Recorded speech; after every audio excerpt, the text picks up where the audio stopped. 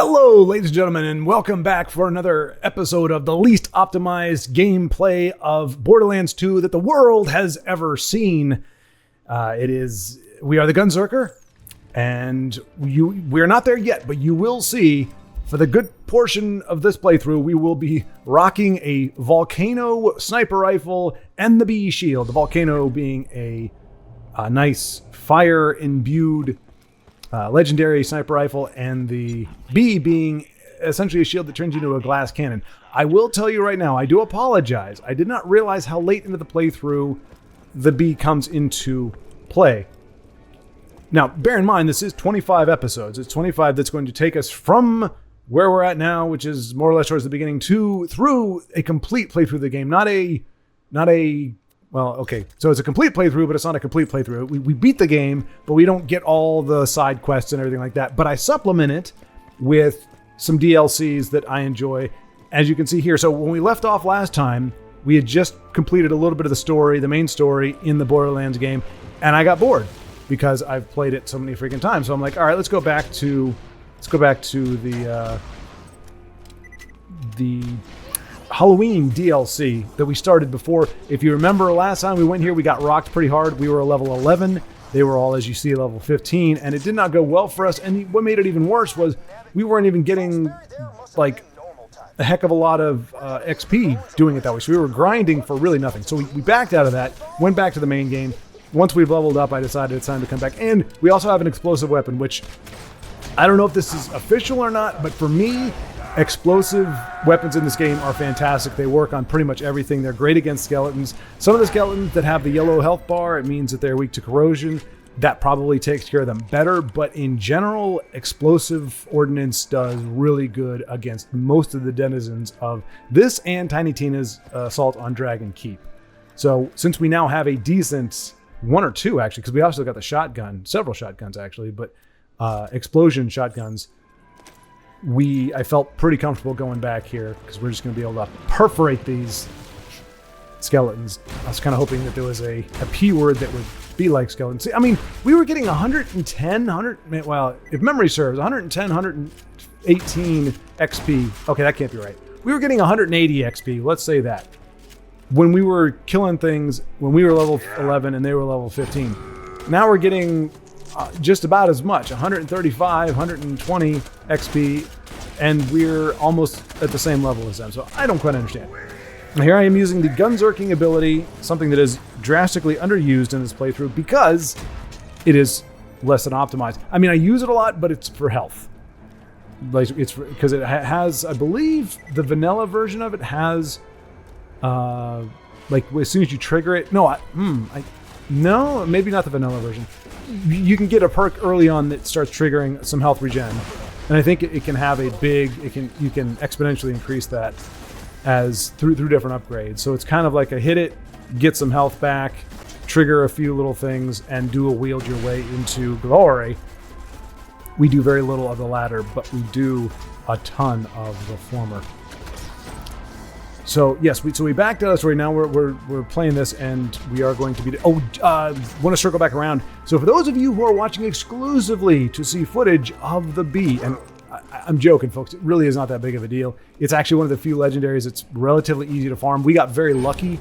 I'm pretty sure, if I remember correctly, Marcus's mercenary shop, like our first or second time farming, we pulled it off the train, which is amazing. And then we actually pick up another one later on. I'm pretty sure we pick up a second volcano too. It's crazy. So there's nothing super spectacular about it, but it is a heck of a lot of fun. I mean, it makes any weapon you're using just that much like exponential boost in firepower, and it allows that weapon, especially if it's a legendary, to have a little more efficacy later in the game. But it comes at the cost of, hey, you get hit by something, you no longer have that ability because it requires a full shield, and now you don't have a shield. So it's a fun thing to play. I mean, I am on normal. This is the first playthrough, so I'm not the challenge level isn't hyped up. I have played it on, what is it, ultimate, and no, I think it's normal something and then ultimate, I believe, Vault Hunter mode, UVM as we call it. We pros, we lucky few, but I don't think I've ever done the one beyond that, which is just the crazy playthrough. I can't remember what that one's called either. Maybe that's a whole. I thought it was two difficulty levels, and then the third one was everything is your level. Your guns are your level, but also the enemies are your level. Like you're never going to be overpowered in that. And maybe it's called overpowered. Anyway, I've never done that because I've never gotten. I think the highest level I've gotten in this game is like 50 something. Maybe that seems a little high. No, maybe it's like 55. Because after I chose the Gunzerker because one, I like the more interactive specials. Like I don't particularly, and I know I've talked about this a little bit before, but I'm not expecting everybody to be jumping in after watching 3 other videos or 4 other videos. But I don't like the things where it's like deploy a turret. Like I want to be able to interact with it. So Maya has a good one.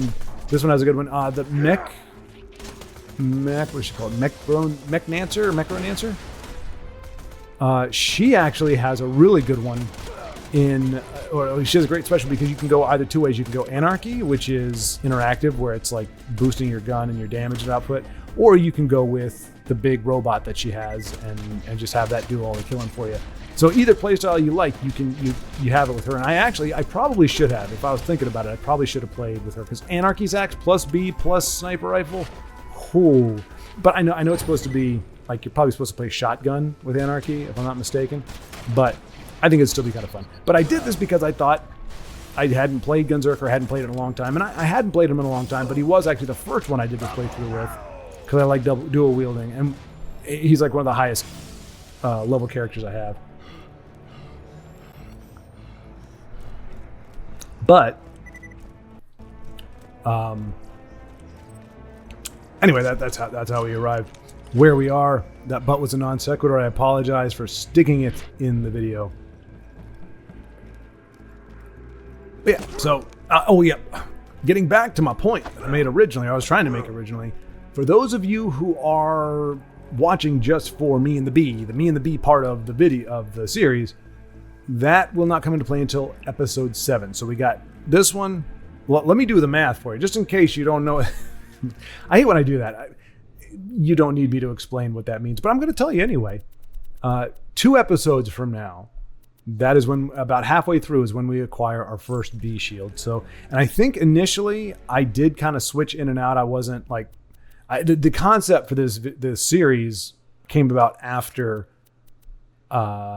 probably episode 10 or so. So there's going to be some episodes where I switch the Bee in and out before I realize, hey, this is actually the way I want to do this. So just trying to measure your expectations, because aside from just saying, hey, Me and the Bee play Borderlands 2, not really telling you much about what this playthrough is like or going to be like. And for those who haven't noticed yet, I am hands-free. I'm using my psychic abilities to control the character. Of course, I'm kidding. I'm using one hand. No, kidding again. I am the funniest man ever. This is actually not live. I don't want to pretend that's the case or make it look like that's the case. I want reality to be presented to you as it really is, despite how entertaining it may be otherwise. So I am actually commentating after the fact. Not necessarily commenting on my play style or anything. I mean, I will if I see something that's egregious, but I mean, spoiler alert, I'm horrible at games. I was born with a great curse. I love video games and I'm horrible at them.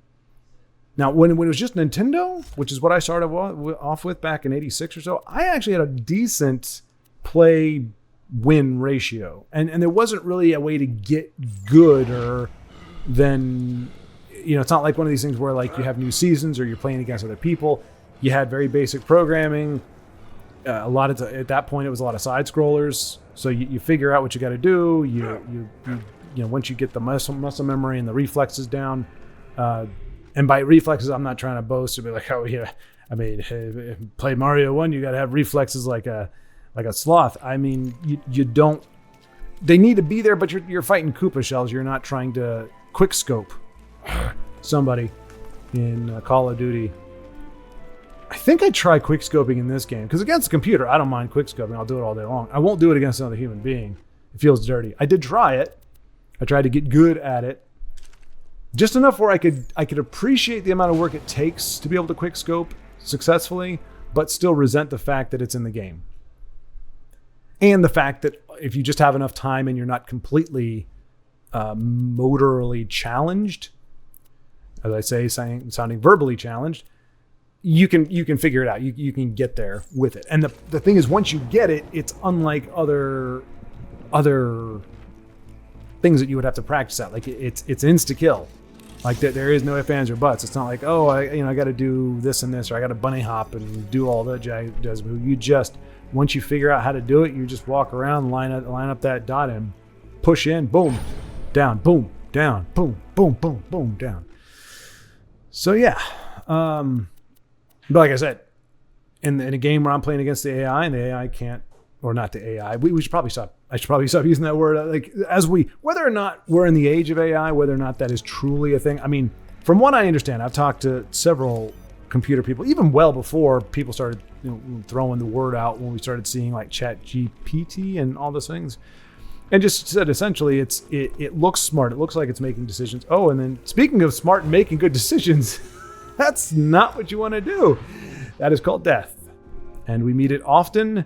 And usually with a little more fanfare and flair. That was just me. I remember when it happened, I was like, wow, did I just do that? I think I just expected there to be ground. And there wasn't. There was lava or whatever the heck that is. But, back even before that, I mean, essentially he was just saying, I mean, the nature of a computer, the way it operates, the way it makes decisions is by going down a checklist. If this, then this, compare this data with this data, like it's happening. It is like exponentially faster than we can do. So that's where the computer has the advantage, is it can make those computations and those calculations and those comparisons and run through that checklist ridiculously, exponentially faster than we as humans can. But it is still just a checklist. There is, like, you can throw in all the variables you want. We as humans don't make our decisions based on compounding variables. I mean, sometimes we do, depending on how much time we have. We can sift through things, but there are values that we alone as individuals can place on things that a computer can't. I mean, in theory, the computer could, but then you're talking, now you have to program a personality, and it's still a programmed personality. It's not something that it develops on its own necessarily, although I'm guessing they could find ways to make that happen as well.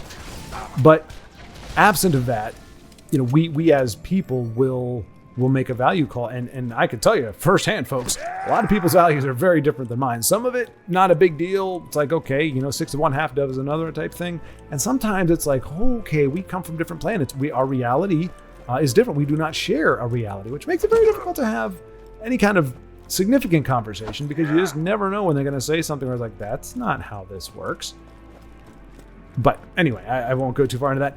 The bottom line, though, is that the point that was being made by these friends that I was talking to at different times was AI is always going to be, at least as far as we are now, it is going to be a series of checklists and processes that go through that simulate human thought but aren't actually mimicking our process. You could say they get to a decision kind of the same way, or they would get to a similar decision as us in most cases, which may be true, but they're not going. It's not going to get there the same way, which means in a crucial moment, in a something where the difference between what the computer is thinking and wanting to do and what a human would do is going to be a very big deal. I don't mean consequentially.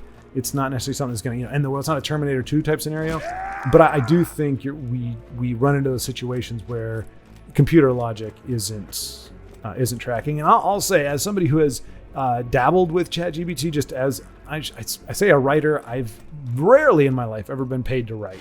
And I'm currently not being paid now, so I can't call myself a professional writer. I don't even want to call myself a writer per se, partially also because I haven't done a lot of writing lately.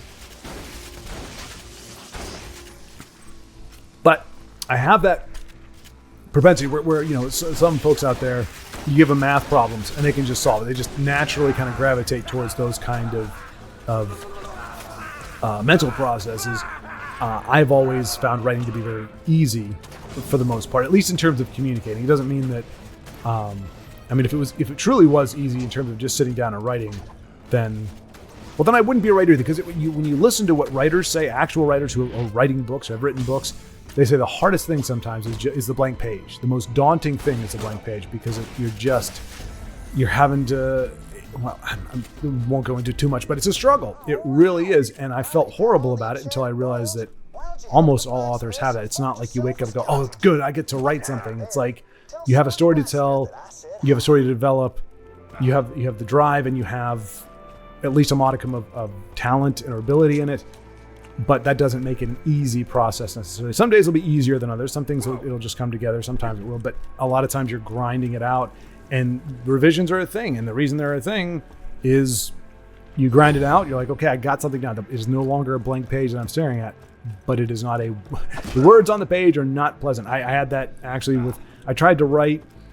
So when I want to do video edits, not these, but like music edits, a lot of times I'll have like a series of footage that I know I want to pair with a certain part of the song. And so I'll put that in first, get it exactly the way I want it. And the bummer is once I'm done with that, I'm kind of done with what I wanted to do, but I can't just put out or consider the project done with, 7 seconds, 10 seconds out of a song being done. So I then start putting in all the other pieces and filling it out. And I really enjoy that process. And when I do get bored, or if I get kind of dragged down, I'll go back and watch that one part of the sequence and kind of get fired up again, because it resonates with whatever it is that those images and that music are communicate in me, or communicate to me, or do in me. And so it recharges me, gets me amped up again, and then I can go back to the other part and start putting stuff in there. You can't really do that with writing. I was trying to do that. I've had an image for the longest time of how I want this book to end. In a general sense, when I start really getting practical about it, it gets very difficult, because for me, things need to make sense, because they can, because this world is filled with many strange and wonderful things.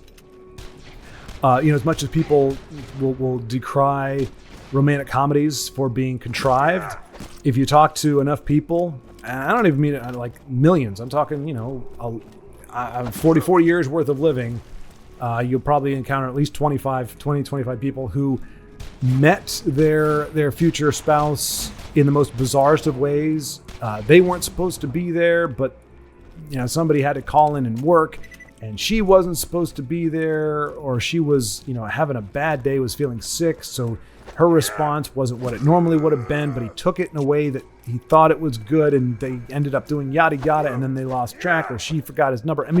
And yet they came together. So you have the most ridiculous. If you were to put it in a movie, people would be like, oh yeah, contrivance. But it's like, that's how reality happens. Not all the time, but a lot of the time it's just like right place, right time, very bizarre situations. So where was I? I broke off on 17 tangents to get here, and I knew it was going to be hard to double back. Talking about control. You got a customer over here. Sorry, I'm distracted by Sully. Hello, Sully. Oh, there he is. Yeah, I wasn't thrilled about Sully being that big with a health bar that big. Anyway, contrivance and stories. Oh, yeah. Okay, so bottom line being, in real life, we actually have things that we would consider contrived, things that are just wild and crazy and very bizarre. But that said, there are some things that aren't. Barring like actual literal miracles, there are a finite amount of things that can happen in a given situation based on character personality, based on context, etc. But there is enough variety within that reality that you should be able to concoct a story or a sequence of events that actually stand up to scrutiny.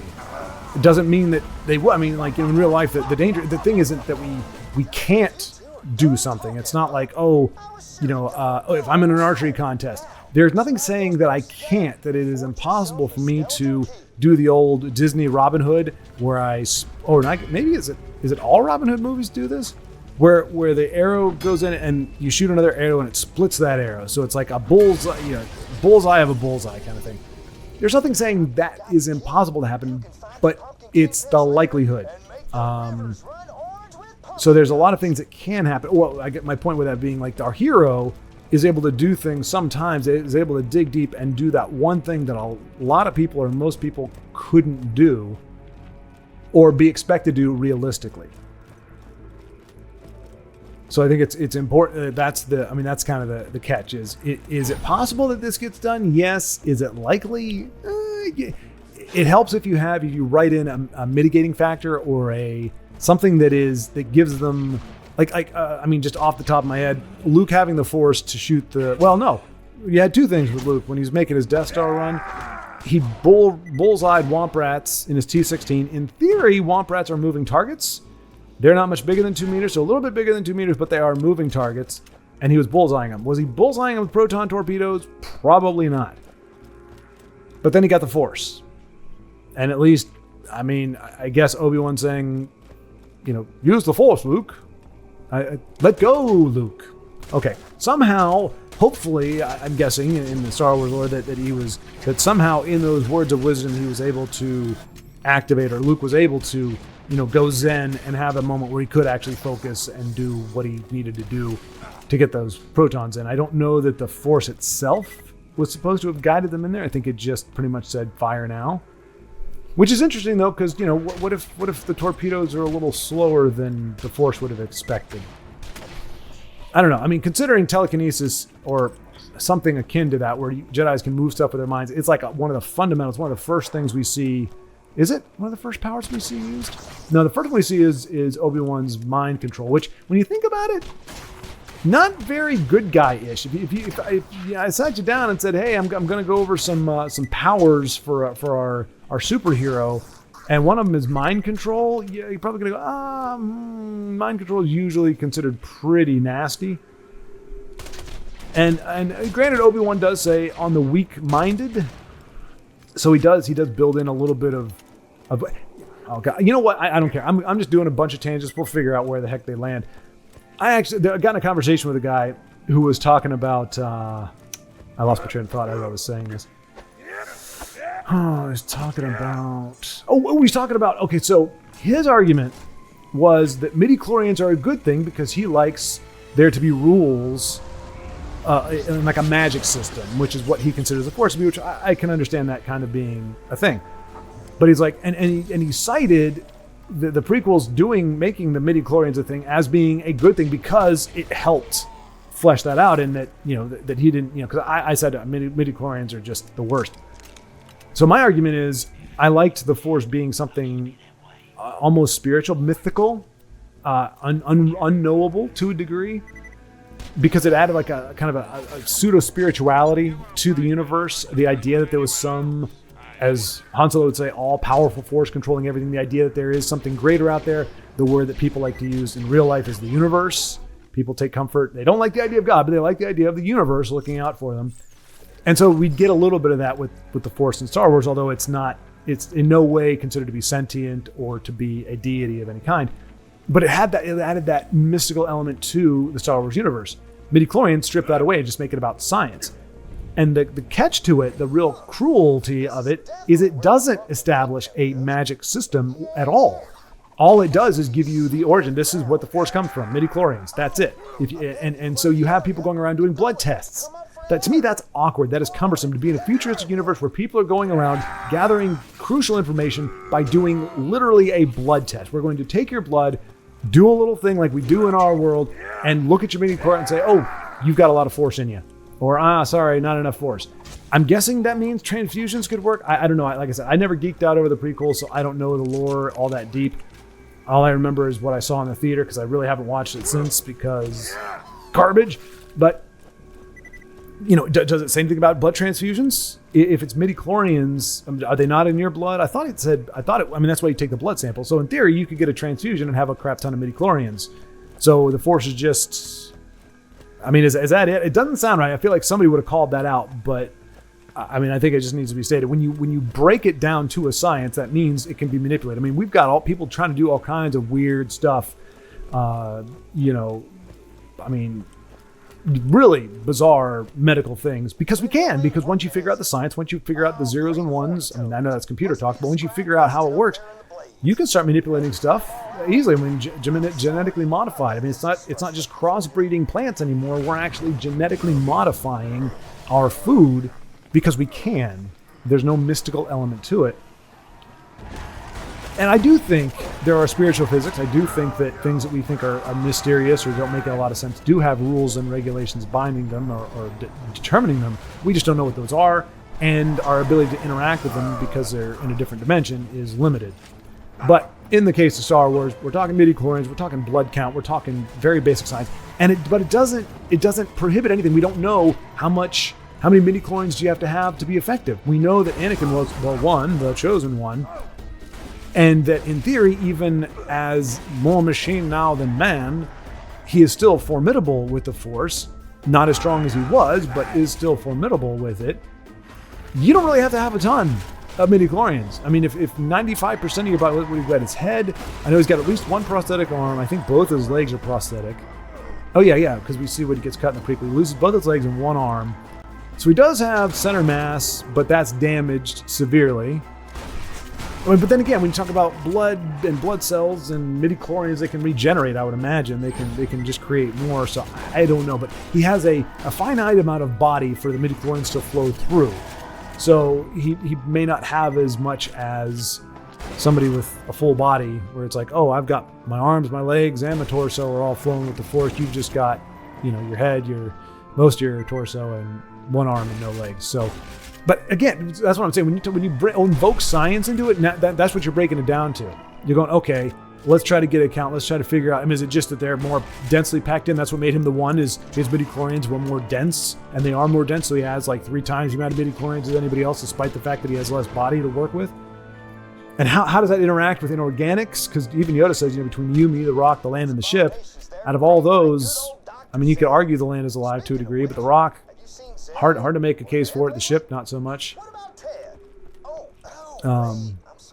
Yeah, so, I mean, I guess they interact with, not through, inorganic material in some way. I mean, it allows levitation, but anyway, I just think it's a mistake doing that. And as I said, it doesn't. We had when we had our magic system be established, that's when we started having superhero Jedi. We started having Jedi that could jump 30 feet in the air, and I know Luke does. It does a backflip onto the catwalk in the Emperor's throne room. That's like the most athletic thing we see. We do see Darth Vader jump down a flight of stairs, but honestly, with prosthetic legs, you could do that without the Force.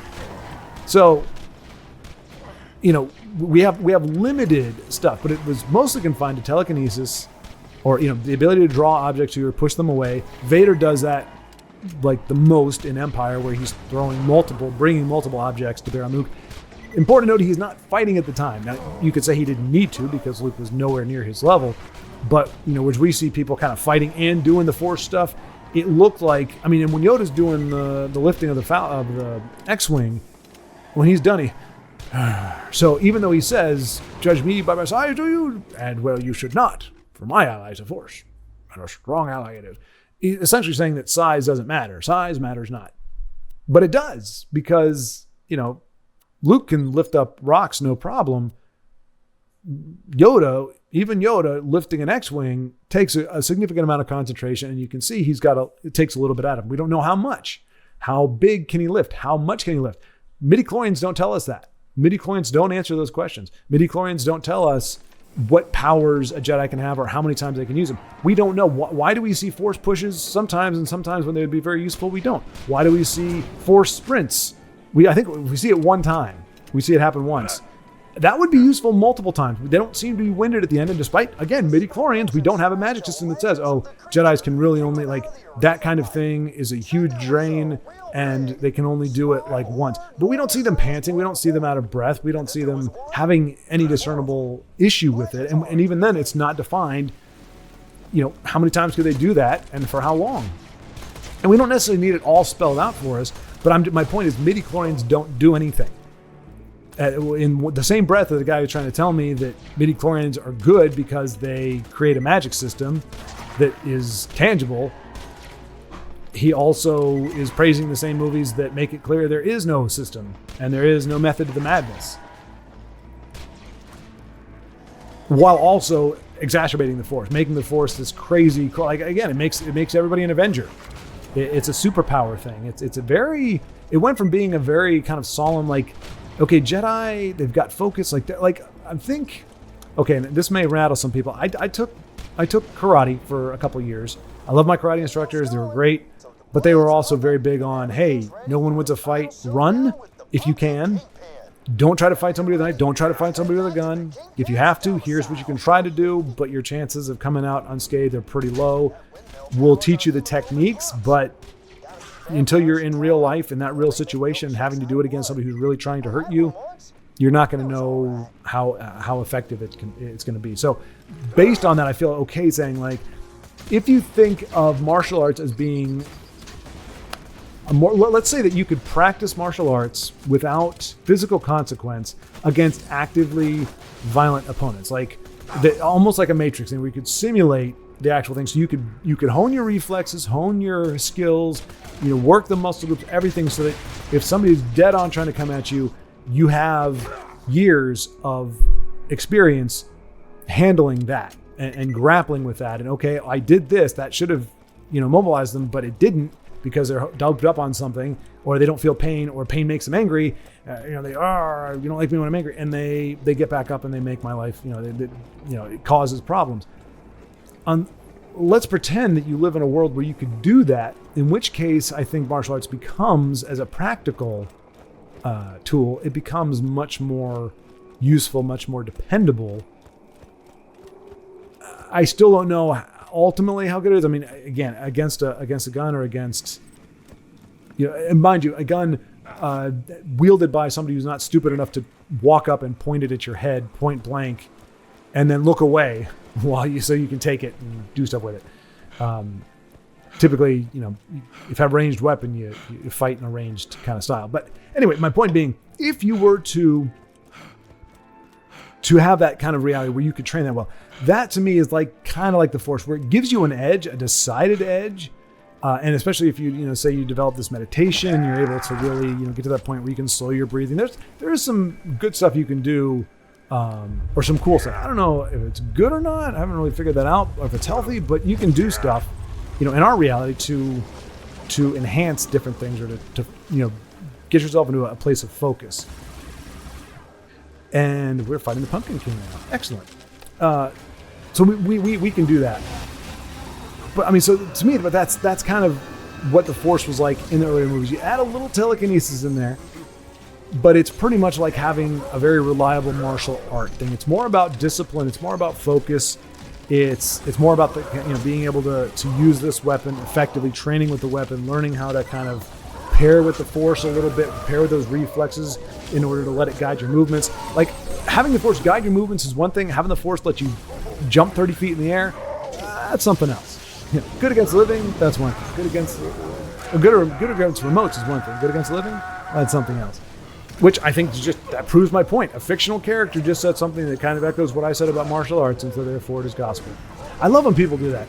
They quote movies or books as if they're quoting like a real thing. It's like they use that as an argument. It's like, well, like somebody actually quoted, I can't remember what it was. They're trying to make a serious argument.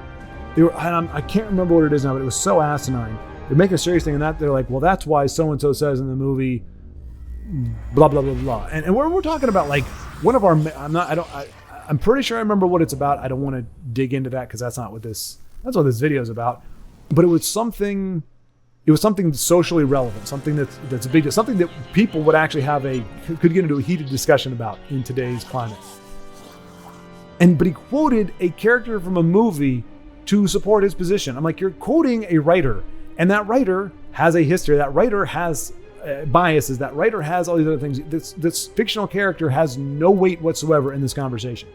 I mean, it's a cool thing, and if you're quoting a character to say that something within that movie, like within the context of that movie, is true, that's fine. But don't try to have an actual argument about real life stuff and quote a freaking character, or really anything else that isn't real. Oh man, where did I go with that?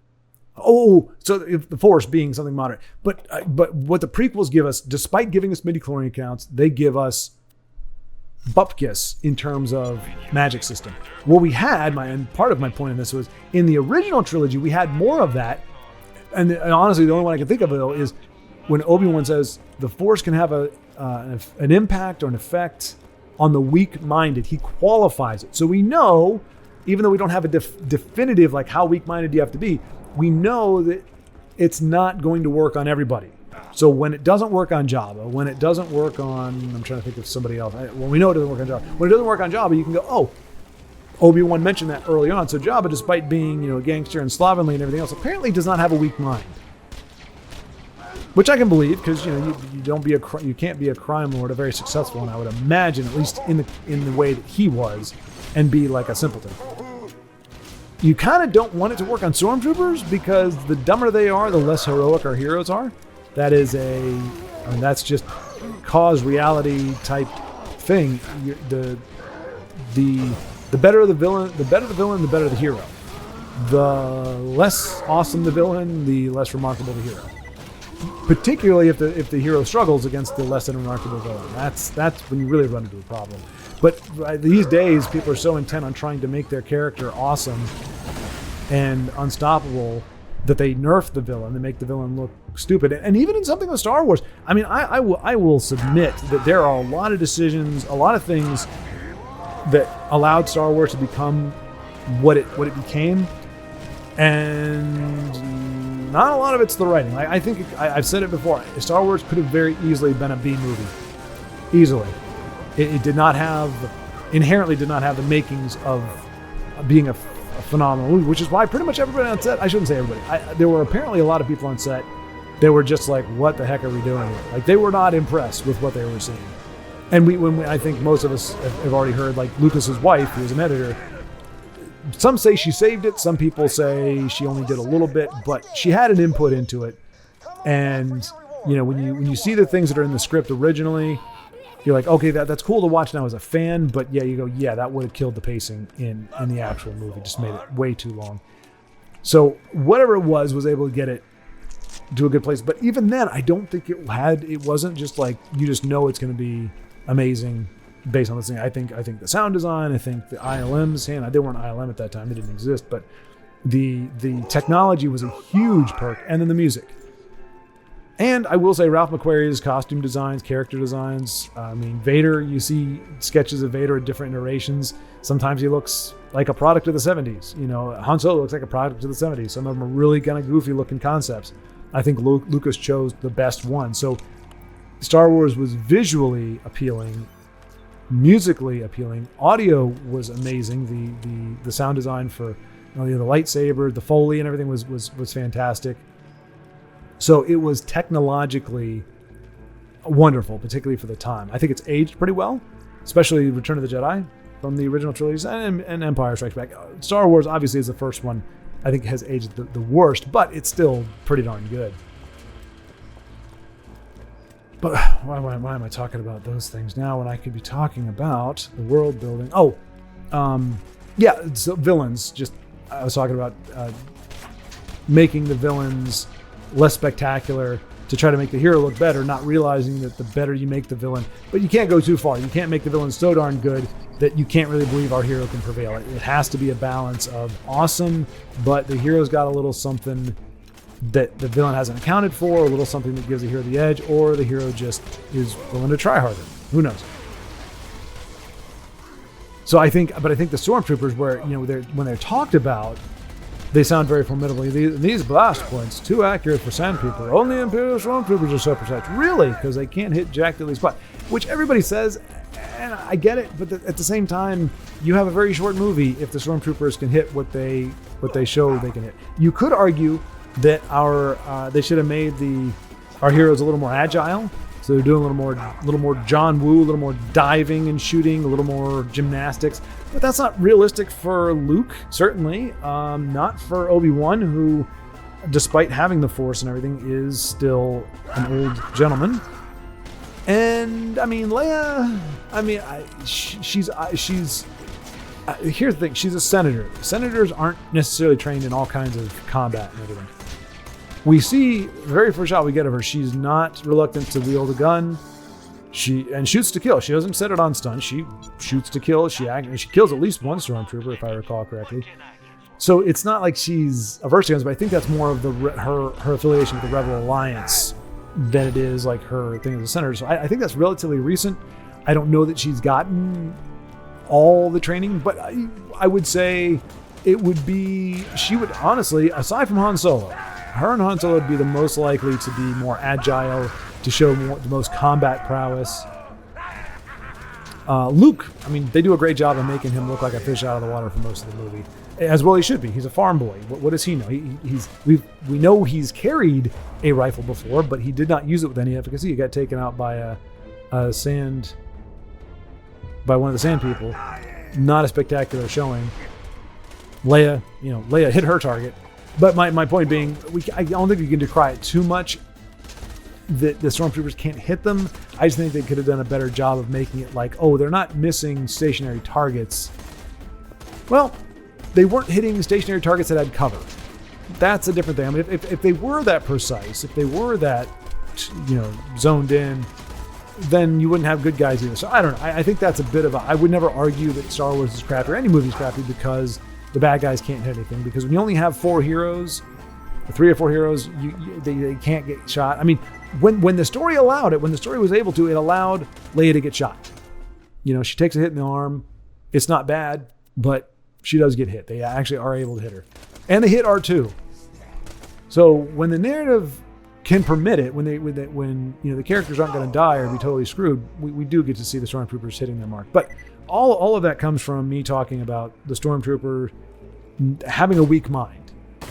And I guess that's true because if you read, I think it's the encyclopedia, Star Wars encyclopedia, one of them, the one I had the TIE fighter on the front, or Darth Vader's tactical TIE fighter on it. It talks about, they pretty much get brainwashed, they get taken young and they get pretty much brainwashed in. So I think it's accurate to say that they're weak-minded. Yeah, and I guess you want your grunts to be weak-minded, right? You don't want them to be free-thinking. There's one trooper, I think he actually has a name, Fell something, if I'm not mistaken. But and he is actually one he's featured in the expanded universe, and he actually kind of questioned what he was taught. But that's a rarity. That's an anomaly. And it needs to be. You can't have your general purpose foot soldiers being of strong mind and being capable of great deeds and thoughts, because it makes our heroes less believable as victors. Sorry, throat is dry. Yeah. So, but that is the closest thing we have to establishing parameters or limitations on Jedi powers. Hey, you can control people's minds. That should be a red flag for a good guy, I would say. But you can control minds, but only weak-minded people. So you give yourself a caveat, even if you're not trying to say somebody's weak or strong-minded. If you don't, as a writer, you're going, I can't have Luke use his Jedi powers here. Like with Jabba, well, it's been set up in the first movie. That's only for weak-minded. It's all we have to say. And they realized that they needed to allude to that because they couldn't guarantee that everybody's in the first one or remembered what was in the first one. So he says, your mind powers won't work on me. He doesn't. For some reason in my head, I thought he said, I'm too strong-minded, but he doesn't. He just says, your mind powers won't work on me. So you can just assume that he is strong-minded. But other than that, there is no physical limitation on the Jedi. There is nothing they can't do other than detect danger from clones, apparently, because Order 66. Just another reason why the people were down. First, it took agency away from Darth Vader. Anakin, as he's becoming Darth Vader, hunting down and destroying the Jedi Knights. That was another, point of contention I had with a gentleman, saying that the original trilogy said things that really painted even though they were very slight allusions, they were enough to paint these very amazing and terrifying images of characters doing certain things in Star Wars. And even though, as my opponent, my intellectual opponent pointed out, they aren't necessarily hard contradictions, they are the most underwhelming presentation of what we were told in the original trilogy as possible. So your father hunted down to betrayed and hunted down the Jedi Knights. All we see is him killing children and a couple of Trade Federation guys. Show not tell here. I mean, that's an axiom of media. Want to see him hunting down and destroying Jedi Knights. Doesn't have to kill all of them, but the only Jedi he fought of any significance was Obi-Wan, and he lost. Now, he wasn't a knight; he was a master, but still, we should have easily been able to see 10 minutes, kind of similar to what we saw at the very end of Rogue One. what was it, Rogue One? What is it? I think that's what it was called. Where Darth Vader just goes ham on the Tatooine 4, I think is it's called, the Corvette. We actually get to see him like just tearing everybody apart. Seeing something like that, obviously there'd be more pushback, but see him taking out a bunch of knights and a few masters at the same time and really just add to his legacy and make it amazing. Burn that image in your head. Seeing him facing off against, now granted, I don't necessarily want to see how he killed the younglings, but we see him staring down younglings and then we cut away. So we don't even see it, but we know that's what he did. He killed a bunch of children. So to me, that is the most ridiculous and most like horrible way to show something that was talked about in the original trilogy that you could very easily have shown in the movie. Instead, you give it all to clone troopers, which I didn't like them being the good guys anyway, or for most of the movie the good guys.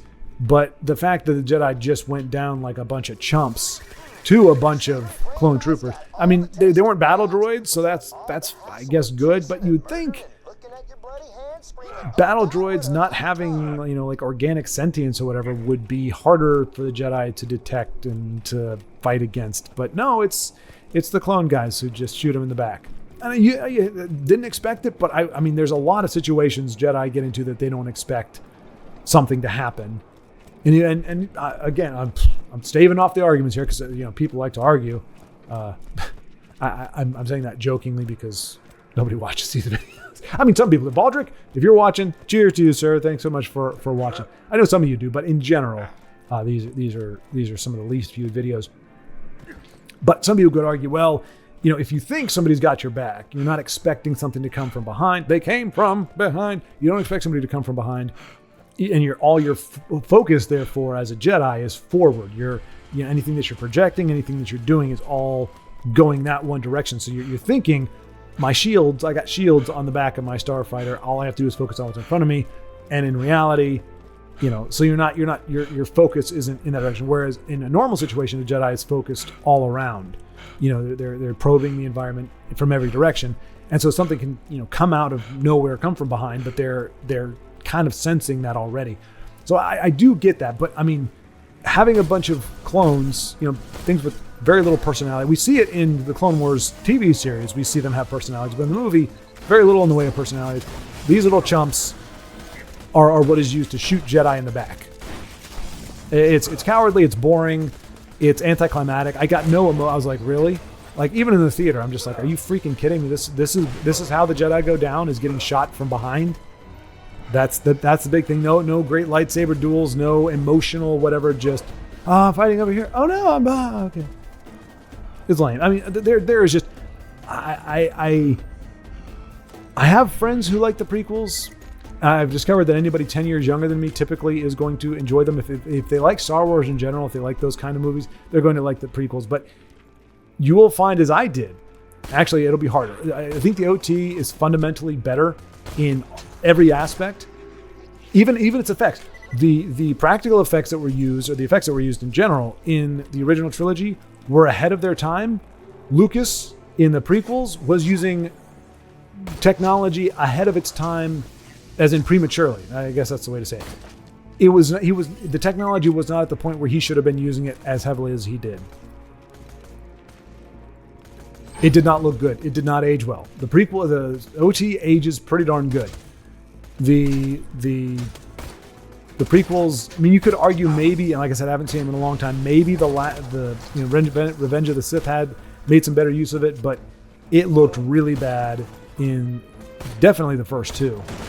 It was not ahead of its time. It was ahead of its time, but it was too far ahead of its time. Like, just using something before it's ready doesn't make it novel or good. So anyway, it looked bad. Even back in the 1999, I was like, this. I mean, Jar Jar kind of works, but most movies were using CGI as an accent sparingly. Lord of the Rings still relied heavily on practical effects and models. And we see, I mean, it's hit or miss. Gollum, Smeagol, I mean, as a lead character, he was done very well. I mean, not perfectly, but for that time, I mean, it ages pretty well. It ages just as well as some of the claymation stuff in the earlier Star Wars does. Like, where you can see, okay, it's not like perfecto, it's not hyper, like absolutely realistic, but it gets the job done. And I'm not saying that Smeagol looks as bad as animatronics or puppets look now, but I think Smeagol looks as good now to us, however many years we are removed from it. Was it 99, I think, or 2000? 2000 was the first one? No, we didn't see him in the first one. He wasn't until the second one, so we're talking 2003 maybe, if I recall. So we're 21 years removed. And I think Smeagol looks as good to us 21 years later as the characters and effects in Jedi looked 21 years after 83, so 2004, whatever. So, I mean, the further away we get, the more these things age. But aging well doesn't mean that they look amazing still. It just means that they're aging well. Like you can have somebody who, you know, I hate to say it, but, you know, got some bad personal habits, you know, smoking, drinking, lots of things that we know can kind of help. Got a lot of stress, a lot of anxiety, a lot of resentment, a lot of bitterness. These things are going to age you prematurely. Genetics have a play in that. So you can have people that do not age well. They're still alive, they're still functional, but they just don't age well. They look their age, or they look like they're 20 years older than they actually are. And then you have people that age well. They still get older, and at some point they are going to look old, but they get there in a more gradual sense because they look more timeless, in a manner of speaking. And that's what the original trilogy is. I don't think the prequels age well in visuals, but I mean, just in every way. I mean, they're just absolute debacles, and it just. But like I said, I do have friends that like them, and I don't want to call, and I wouldn't call them in that aspect, in that part. I would say the bias must be too strong. The bias is strong with this one, because I don't think you can look at it objectively and be like, yeah, this makes sense. And you can look, folks, you can contrive an answer, an excuse for anything that happens in any movie ever. You can make anything make sense. You can build an entire world or system or whatever it is you need to do in order to make something make sense. And say, well, technically it could happen because the sun is warm, and so blah blah blah blah blah blah blah blah blah, and go, yeah, okay, yeah, that explanation does work. It's not in the movie. It's not in the show. It was never talked about, or it was alluded to, but when it was alluded to, it didn't come across in that way. But sure, yeah, technically you can explain anything away, but it doesn't make it good. It doesn't mean that it actually makes sense or that it's very robust in its defense. You have a very good defense of what it is. So now, yeah, we've gone so far down, I don't even know what. I mean, aside from, what was it? I was just talking about something that the prequels did that was even dumber. I hadn't even thought of it before. Like, oh, that was actually really dumb too. But I do not remember what that was. Fortunately, because that just grinds my gears even more, especially having just come from we can say a discussion. I mean, it was a little heated. We did get a FFS from from the guy that I was talking to. So he was getting a little agitated, but the last message he gave was much more tempered, partially because I didn't, again, I'm never going to attack somebody or attack them personally or call them stupid or their opinion stupid. I mean, I acknowledge that, hey, it is purely subjective whether or not you like the film or not, whether you think it's good or not. I said my view of it, me thinking it's bad, is subjective, as is yours thinking it's good. So that's not the point of contention here. What I'm saying is, these were the worst possible decisions Lucas could have made to show things that were alluded to in the original trilogy. And I stand by that. That was one thing. Anakin being, when I first met him, our father was already a great pilot. To me, that is not Anakin going, what does this button do? Flipping is a good trick. Spinning is a good trick. This is pod racing. Pod racing is not flying. That was one point that he kind of conceded. He's like, well, we just don't know enough to say. But I was like, because he tried to tell me that Luke trained in an airspeed or two, but he was able to shoot the Death Star. I was like, no, he trained in a T-16 Skyhopper. It can go 6 miles into the air. It has a weapon system that he can practice flying and shooting at the same time.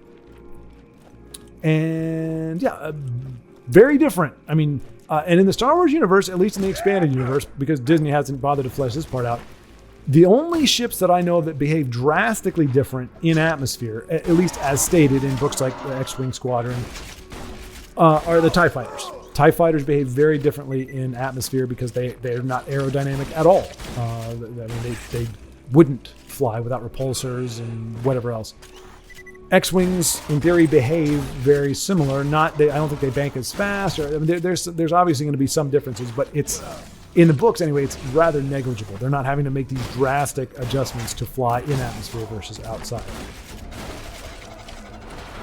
But I mean, logically, the absence of gravity and existence of atmospheric stuff is going to make it a much different experience. But in the Star Wars universe, it is not expressly stated or described how the differences are. So to say Luke flying 6 miles, 6 miles of maneuvering, even though it's considered classed as an airspeeder because it can't actually go into the stratosphere, it can't actually leave the planet, getting 6 miles in the air and learning to maneuver it and to target things with it, to me that is much better preparing him for space than what is essentially a speeder bike with turbines attached to it.